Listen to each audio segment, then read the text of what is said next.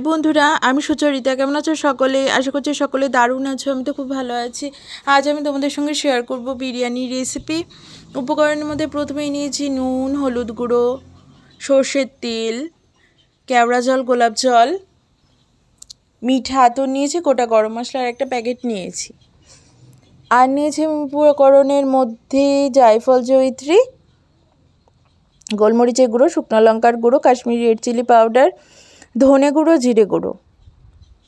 আর নিয়েছি এখানে শাহি গরম মশলা গুঁড়ো, মিট মশলা, নিয়েছি বিরিয়ানি পাউডার। তো এই গেল সামান্য কিছু উপকরণ আজকে বিরিয়ানির জন্য। তারপর চলে যাব বাটা মশলার দিকে। বাটা মশলার মধ্যে সামান্য কিছু নিয়েছি, তো চলো একে একে শেয়ার করে দেব।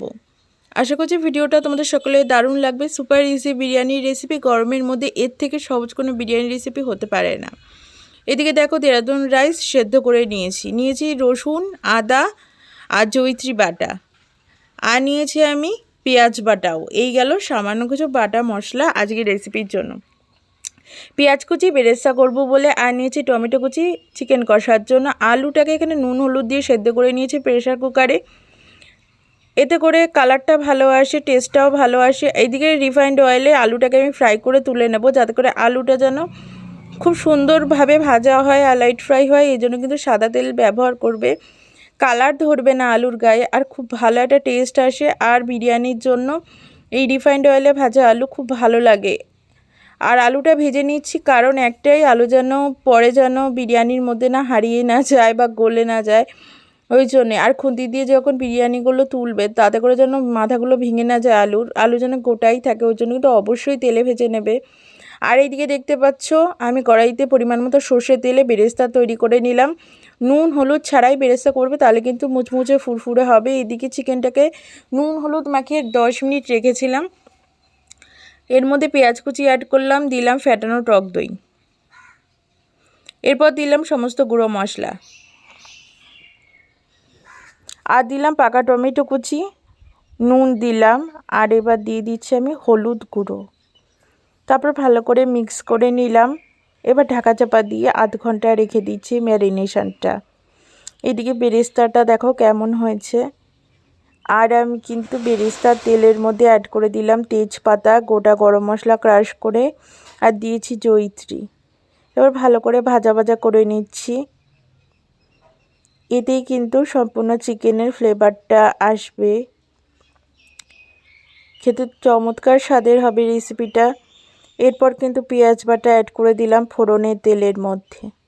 এরপর একে একে সমস্ত বাটা মশলাগুলো অ্যাড করব। দিয়ে দিলাম রসুন বাটা। রসুনটাকেও ভালো করে কিন্তু পেঁয়াজের মধ্যে মিক্স করে ভাজা ভাজা করে নেব, কাঁচা ভাব কাটিয়ে নেব। তারপর দিয়ে দেব এবার আমি আদা বাটা। আদাটাকেও ভালো করে ভাজা ভাজা করে নেব, কাঁচা ভাব কাটিয়ে নেব।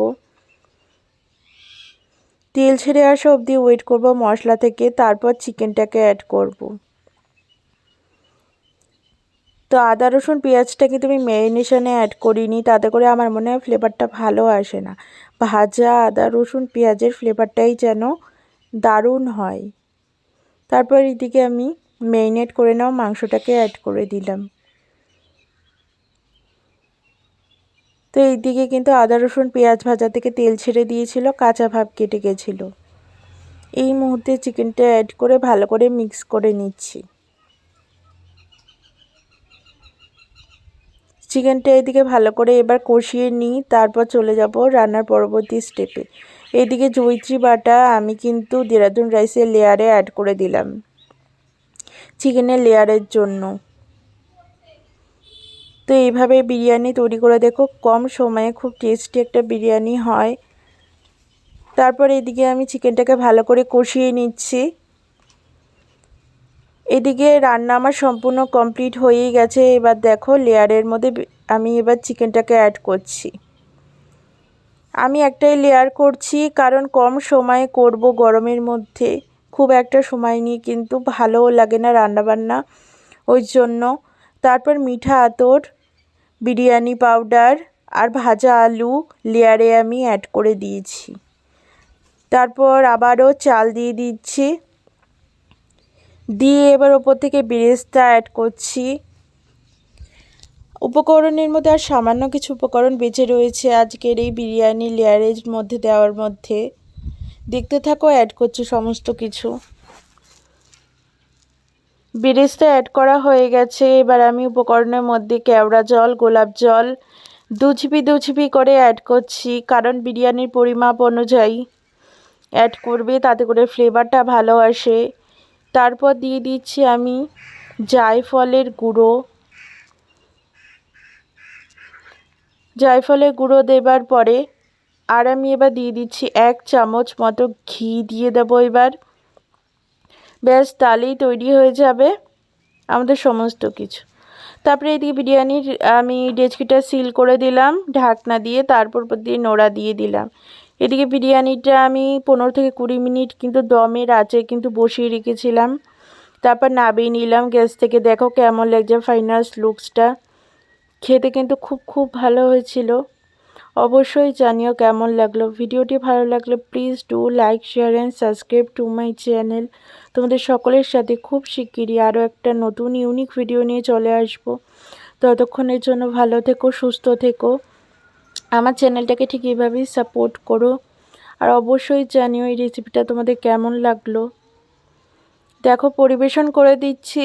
পরিবেশন করবার সময় কতটা দারুণ লাগছে, আর খেতে তো তার চাইতেও বেশি ভালো লাগছিল। তো এত কম সময়ে এত সহজ সাধ্য বিরিয়ানি রেসিপি এর আগে আমি শেয়ার করিনি।